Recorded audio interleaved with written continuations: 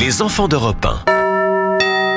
Et ce matin, avec les enfants d'Europe 1, Jacques Serret, retour sur un événement de l'année 1973. L'Or d'Autriche nous plonge 52 ans en arrière. Le 19 février 73, en Vendée, sur l'île Dieu, on découvre que le cercueil du maréchal Pétain a disparu. Oui, c'est d'abord le fossoyeur du cimetière qui, le premier, s'aperçoit que le cercueil de Pétain a été volé. Il témoigne quelques heures plus tard au micro d'Europe 1. Quand avez-vous vu quelque chose? Ce matin à 8h15.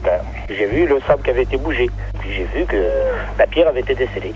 C'est-à-dire que la dalle a été complètement retirée? La dalle a été retirée et après vérification, il y avait absolument rien dedans. Le registre du bateau de l'île Dieu qui assure la liaison avec le continent est épluché. Un mouvement louche est repéré. En moins de 2 jours, la police interpelle un commando de 5 personnes qui dénoncent tous un même homme, Hubert Massol, un publicitaire de 35 ans qui les aurait recrutés. Et dès qu'il avance la rumeur, Hubert Massol convoque toute la presse à Paris pour s'expliquer. C'est lui qui a tout organisé. Je suis personnellement un admirateur du maréchal Pétain depuis que je suis tout petit. Mon père me parlait du maréchal Pétain, mon grand-père m'a élevé dans le culte du maréchal Pétain et moi-même estime que le maréchal Pétain était un homme politique, comme j'aimerais en voir beaucoup aujourd'hui.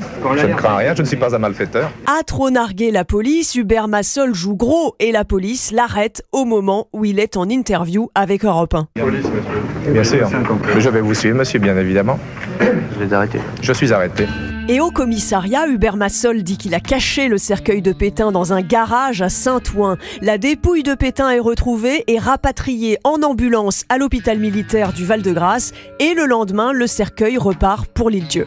C'est sur le terrain des Sabias, au milieu des genêts de quelques sapins au sud de l'île, très près de l'océan, que se pose actuellement l'hélicoptère qui ramène à l'île Dieu le cercueil du maréchal. La belle-fille de Pétain, Madame de Hérin, n'est pas du tout du même avis. Pour elle, il fallait en profiter pour enterrer le maréchal à Verdun, avec les soldats de la Grande Guerre. Nous aurions évidemment souhaité que ces cendres soient transférées à Douaumont et en attendant à la chapelle des Invalides. Une demande de révision de la condamnation de Pétain sera même formulée, mais le procès ne sera jamais révisé et le commando qui a volé la dépouille du maréchal Pétain ne sera jamais jugé.